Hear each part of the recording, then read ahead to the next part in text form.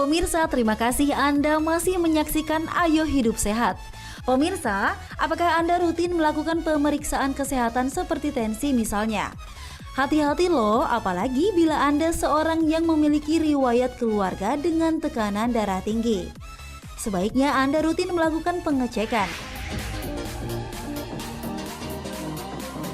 Kini darah tinggi tak hanya dialami oleh seseorang lanjut usia saja. Tak sedikit yang terkena darah tinggi pada usia muda. Waktu tahu darah tinggi ya agak khawatir juga sih. Kalau buat riwayat sendiri itu mama saya ya, itu sering keluhan darah tinggi juga sih sebenarnya. Cuman saya sendiri belum pernah periksain langsung ke dokter darah tinggi saya itu seperti apa, karena gejalanya masih ya yang kayak biasa sih gitu. Jadi setelah saya tahu saya itu darah tinggi, sekarang saya udah jaga pola hidup ya. Waktu istirahat juga udah saya batasin lagi, istilahnya nggak banyak begadang lagi sekarang. Makanan juga saya udah memperhatikan gitu kan, nggak makan yang aneh-aneh lagi sih sekarang gitu. Intinya sih istirahat saya sih yang paling saya pentingin sekarang gitu. Pemirsa, berdasarkan penelitian Badan Kesehatan Dunia atau WHO, angka penderita hipertensi di seluruh dunia terus meningkat hingga 29% pada tahun 2025. Sedang di Indonesia sendiri, menurut data riset kesehatan dasar milik Kementerian Kesehatan Republik Indonesia pada tahun 2013, sebanyak 25,8% penduduk Indonesia mengalami hipertensi atau darah tinggi. Ya, darah tinggi itu sebenarnya bahasa kita adalah hipertensi. Jadi itu dua istilah yang sama artinya. Nah, yang disebut sebagai darah tinggi atau hipertensi itu adalah kalau tekanan darah kita lebih dari atau sama dengan 140/90. Gejala ini agak susah ya, karena seringnya malah tidak ada gejala sama sekali. Tapi kalaupun ada gejala, kadang-kadang kalau orangnya biasa tensinya rendah tiba-tiba naik, yang selalu dirasakan oleh pasien adalah sakit kepala atau pusing.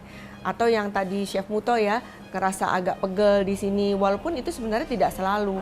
Yang sering adalah tidak ada gejala apa-apa.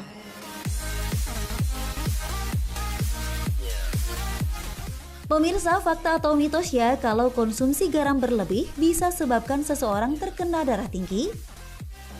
Fakta.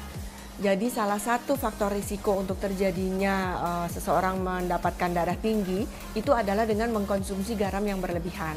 Harusnya orang mengkonsumsi garam itu tidak lebih dari 1 sendok teh. Kalau ukuran gramnya kira-kira 5 gram atau 2000 natrium.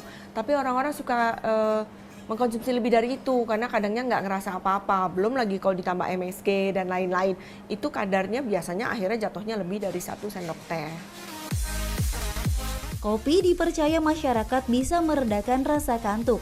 Kopi bahkan sudah menjadi bagian dari gaya hidup masyarakat di perkotaan. Namun budaya konsumsi kopi sehari-hari disebut-sebut bisa menyebabkan darah tinggi. Nah pemirsa, itu fakta atau mitos ya? Fakta. Jadi orang yang sering mengkonsumsi kopi, di mana kopi itu mengandung kafein. Kafein itu akan mempersempit lumen dari pembuluh darah. Dan itu menyebabkan orang menjadi tekanan darahnya cenderung meningkat. Makin sering orang tersebut mengkonsumsi kopi, makin banyak konsumsi kafein dari yang dia minum. Sehingga seseorang yang sering mengkonsumsi, akhirnya memang bisa terjadi darah tinggi. Pemirsa, fakta dan mitos seputar darah tinggi ternyata tak hanya soal kopi dan garam saja. Masyarakat sering mengaitkan orang yang sering marah-marah adalah orang yang punya darah tinggi. Nah, itu fakta atau mitos? Mitos. Jadi orang yang darah tinggi belum tentu sering marah-marah. Kebalikannya, orang yang marah-marah juga belum tentu itu darah tinggi. Tetapi secara normal, orang yang dalam kondisi emosi itu tensinya memang akan meningkat. Tapi kalau nanti dia habis marah-marah turun lagi, ya berarti itu bukan darah tinggi gitu. Jadi mesti dibedakan ya, dia memang marah-marah kemudian tensinya naik, atau orang yang darah tinggi itu jadi sering marah-marah. Nah kalau yang itu mitos. Darah tinggi adalah suatu penyakit yang tidak bisa disembuhkan. Namun saat Anda terdiagnosa dengan darah tinggi, biasanya akan diberikan obat dan disarankan untuk menjalankan pola hidup sehat agar tekanan darah Anda tetap terkontrol.